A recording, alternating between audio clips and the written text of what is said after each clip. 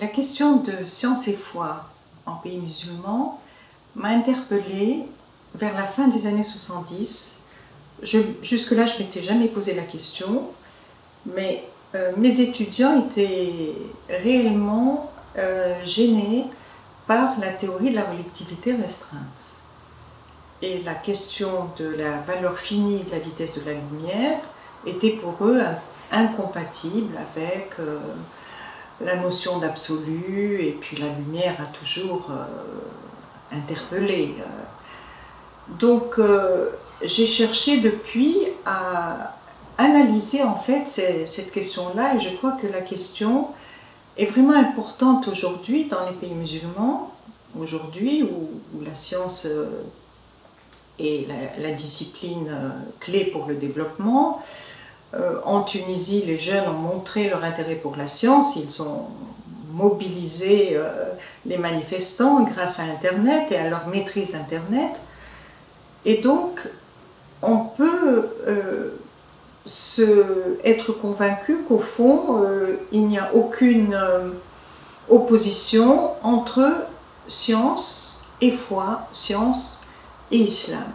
En réalité, ce qui est en train de se développer, et Internet a beaucoup contribué à ce développement, il y a une sorte de détournement de la religion et détournement aussi de la science par le développement des idées concordistes, c'est-à-dire de trouver dans le Coran toute la science, de trouver dans le Coran la théorie du Big Bang, le code génétique, la relativité générale, les trous noirs, etc. Et en fait, en tant que scientifique, lorsque je lis cette littérature concordiste, qui devient très très présente sur la toile, je crois qu'il y a de quoi s'inquiéter sur l'image que nos jeunes, l'image que les musulmans peuvent avoir de la science.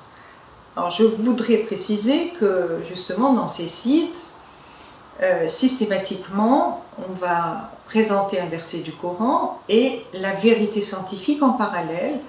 Et la conclusion est évidemment le fait que la science, de toute façon, était déjà présente dans le Coran qui a 14 siècles, et donc finalement, l'homme de science n'est rien par rapport à l'islam, enfin je vais dire par rapport à l'islam. Et ce discours est extrêmement dangereux parce que ce que l'on peut trouver comme développement scientifique, et ça n'est ni la théorie du Big Bang, ni l'explication des trous noirs, mais ce sont des bouts de science. Et ces petits bouts de science ne constituent pas justement la science telle que nous la comprenons, la science telle qu'elle a permis tous les développements technologiques actuels. Et donc, pour tous les pays musulmans qui ont quitté la scène scientifique depuis pas mal de siècles, cette vision de la science est extrêmement négative et vraiment dangereuse. Le deuxième aspect, qui est assez frappant actuellement, est l'intérêt que l'on a à propos de la théorie de l'évolution. Évidemment, l'intérêt, c'est d'attaquer la théorie de l'évolution, et ça c'est un phénomène tout à fait nouveau dans le monde musulman quand on pense à Ibn Khaldoun et la manière dont il parlait de l'évolution. Certains même traitaient Ibn Khaldoun de précurseur de Darwin, puisqu'il montrait l'évolution des espèces et il n'avait aucun état d'âme à considérer que l'homme pouvait descendre du singe. Donc vous voyez comment finalement la pensée musulmane, qui était une pensée ouverte à la science prémoderne, parce que la science moderne est arrivée après avec Galilée, etc. Mais il y a quand même dans les développements scientifiques des développements qui ont permis par exemple les fondations de l'algèbre avec Khwarizmi, qui ont permis aussi d'aller plus loin que le système de Ptolémée dans le sens de la mathématisation, et certains pensent même qu'il peut y avoir des écrits de l'école de Maragha, qui était une école très connue dans le monde musulman.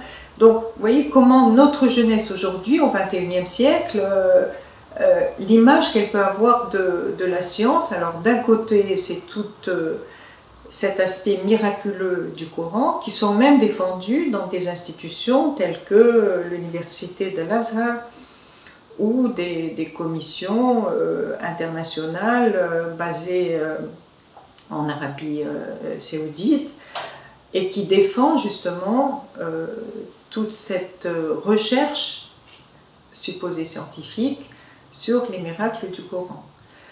Et l'on voit proliférer aussi des sites, à l'image du site Haroun Yahya que beaucoup connaissent, qui attaquent donc la théorie de l'évolution.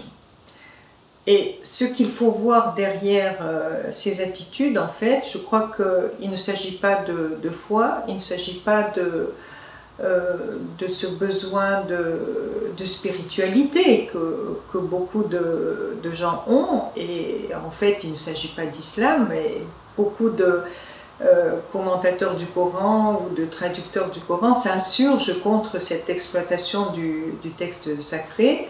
Il s'agit en fait de propager des idées politiques, les idées d'un islam politique, et cela fait partie en fait de cette propagande politique, de la même manière que les mouvements créationnistes ont aussi des visées politiques.